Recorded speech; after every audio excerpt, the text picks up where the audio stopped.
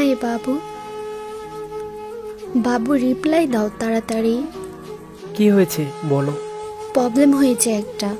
আবার কি প্রবলেম হয়েছে? আমার মা বাবা আমার জন্য ছেলে দেখছে, আজ তারা আমাকে দেখতে আসবে। হ্যাঁ, তো আমি কি করব? তুমি কি করবে মানে? তুমি তোমার ফ্যামিলিকে নিয়ে আসো আমাদের বাড়ি। আমি কেন নিয়ে আসবো? আমরা দুজন দুজনকে ভালোবাসি, তাই আমরা বিয়ে করতে চাই। হ্যাঁ, সেটা তো ঠিক আছে। এখন আমি কি করবো এই অবস্থায়? এর মানে আমি অন্য কারো হয়ে যাব, সেটা তুমি চাও? কি জানি, ভাগ্যে মনে হয় এটাই আছে। তুমি আমাকে কথা দিয়েছিলে যে কোনো পরিস্থিতিতে তুমি আমাকে তোমার স্ত্রী বানাবে। তোমার বাড়ির লোক তাড়া দিচ্ছে, তাতে আমি কি করব বলো? আমি তোমার সাথে থাকতে চাই, আমি অন্য কারো হতে পারবো না। প্লিজ তোমার ফ্যামিলিকে নিয়ে আসো। আমি যা বলার বলে দিয়েছি, আর কিছু বলতে পারবো না আমি। আমি সবসময় তোমার সাথে ছিলাম, তোমাকে এত ভালোবাসলাম, আর তুমি আমার জন্য এতটুকু করতে পারবে না? সব মেয়েরাই তো ভালোবাসে, ভালোবাসার অভাব নেই। তাছাড়া আমি এখন নিজের পায়ে দাঁড়াতে চাই, তারপর বিয়ে। তাহলে তুমি আমার ফ্যামিলিকে বলে আশীর্বাদটুকু নিয়ে নাও, বিয়ে যখন ইচ্ছে তখন করবে। আচ্ছা, তুমি আমাকে ঝামেলা জড়াচ্ছ কেন?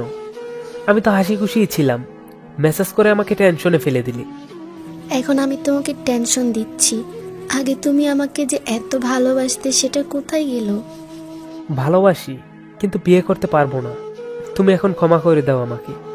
তুমি সহ্য করতে পারবে যদি অন্য কেউ আমাকে বিয়ে করে নিয়ে যায়?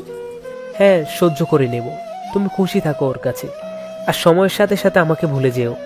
কিন্তু আমি তোমাকে ভুলতে পারবো না, আর আমি এটাও ভুলতে পারবো না যে তুমি আমাকে এভাবে ছেড়ে দিলে। দেখো, তুমি দুঃখ পেও না, শুধু মন থেকে আমাকে ক্ষমা করে দিও। আমি এত বছর তোমার সাথে ছিলাম এই দিনটা দেখার জন্য। হ্যাঁ। শেষবারের মতো জিজ্ঞেস করছি, আমাকে বিয়ে করবে কি না? তোমার পরিবারকে নিয়ে আসবে কি না? না, আমি আসতে পারবো না, সরি। আমি তোমাকে কোনোদিনও ক্ষমা করতে পারবো না। মনে রাখবে, তুমি যেরকম করে আমার হৃদয়টা ভেঙেছ, এরকম করে কেউ তোমার এই হৃদয়টা একদিন ভাঙবে। আচ্ছা ঠিক আছে, তোমার এই ফালতু কথা শোনার টাইম নেই আমার। বাই। আজকাল এগুলো বাস্তব কথা। ভালো তো সবাই বাসে, কিন্তু যখন বিয়ে করার কথা আসে তখনই সবাই ছেড়ে পালায়।